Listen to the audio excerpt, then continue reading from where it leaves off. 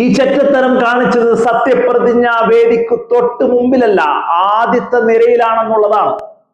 എന്താണത്? ഒരു നേതാവ് വന്നിരുന്ന് ദീപാദാസ് മുൻഷിയുടെ പേരെഴുതിയ VIP സീറ്റ് കൈകൊണ്ട് നഖം കൊണ്ട് ഇങ്ങനെ ചുരഞ്ഞ് കളഞ്ഞിട്ട് ഇങ്ങനെ ആ സീറ്റ് പിടിക്കുകയാണെന്നുള്ളതാണ് ഒരു കോൺഗ്രസ് നേതാവ്, ഒരു കോൺഗ്രസ് പ്രവർത്തകൻ.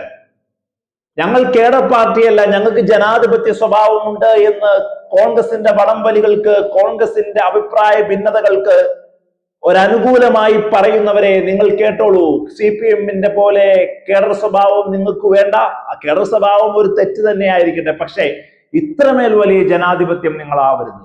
സ്ഥാനാർത്ഥിത്വത്തിന് വേണ്ടി, മുഖ്യമന്ത്രിക്ക് വേണ്ടി, ഇപ്പോൾ മന്ത്രിമാർക്ക് വേണ്ടി, മന്ത്രിമന്ദിരങ്ങൾക്ക് വേണ്ടി, കാറിലെ മന്ത്രിമാരുടെ കാറിന്റെ നമ്പറിന് വേണ്ടിയൊക്കെ തലസ്ഥാന നഗരിയിൽ അടി ഇപ്പോഴും പുകഞ്ഞുകൊണ്ടിരിക്കുമ്പോഴാണ് ഈ ഒരു വിഷ്വൽ കൂടി പുറത്തു വരുന്നത്. ഈ വിഷ്വൽ ഭയങ്കരമായ ഒരു കാര്യമാണ് എന്നുള്ളതല്ല, പക്ഷേ കോൺഗ്രസിന്റെ സ്വഭാവം, UDF-ന്റെ സ്വഭാവം പുറത്തു വരുന്നു എന്നുള്ളതാണ്. അടുത്ത 5 വർഷം ഈ നാട് ഭരിക്കാൻ പോകുന്ന UDF സർക്കാർ ഏറ്റവും ഫ്രണ്ടിലിരിക്കുക ആരായിരിക്കും?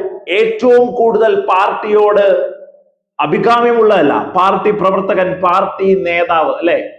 പാർട്ടി തന്നെയാണ് അയാൾ. 16ാം നിയമസഭയുടെ അധിപനായി മുഖ്യമന്ത്രി സതീശനും കൂട്ടരും സത്യപ്രതിജ്ഞ ചെയ്യുന്ന പ്രൗഢഗംഭീരമായ സദസ്സിൽ ഏറ്റവും 1ാം നിരയിൽ ഇരുന്ന് ദീപാദാസ് മുൻഷിയുടെ, അതിനുശേഷമാണ് താഴത്തെ വലിയ തിക്കിലും തിരക്കിലും കാരണം ഗവർണറോട് 2ാമത് റിക്വസ്റ്റ് ചെയ്തിട്ടാണ് ഈ VIP-കളെ മുകളിലോട്ട് കയറ്റിയത്.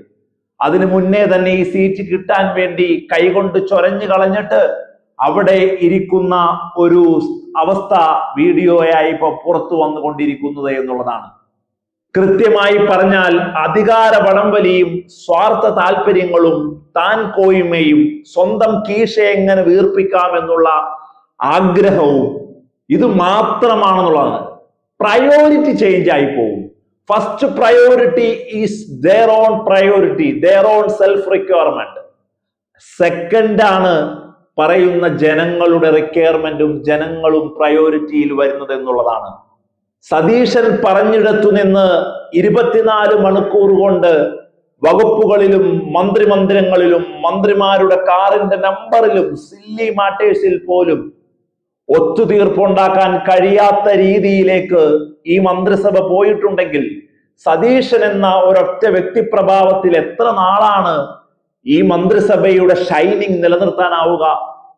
1 മാസമോ 2 മാസമോ 3 മാസമോ ഒക്കെ, ഒരു 100 ദിവസം വരെയൊക്കെ ഒരു ഹണിമൂൺ പീരീഡ് കൊടുക്കണമെന്ന് പറയുന്ന മുഖ്യധാര മാധ്യമങ്ങളും കേരളത്തിന്റെ ഉത്തമരായ രാഷ്ട്രീയ നിരീക്ഷകരും അതിനു മുമ്പേ തന്നെ റിക്വയർമെന്റ് മാറിയതായി പറഞ്ഞു പോകാൻ സാധ്യതയുണ്ട് എന്നുള്ളതാണ് ഏറ്റവും അവസാനമായി പുറത്തു വരുന്ന റിപ്പോർട്ടുകൾ എന്നുള്ളതാണ്.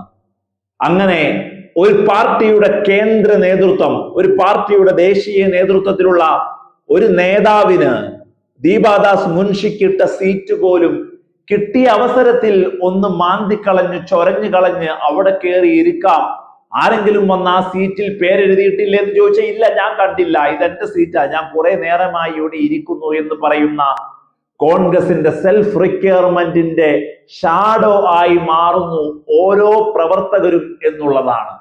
സ്വന്തം താല്പര്യം, സ്വന്തം കാര്യങ്ങൾ, ഇത് മാത്രമായി കോൺഗ്രസ് അധപ്പതിക്കുന്നു എന്നുള്ളതാണ്.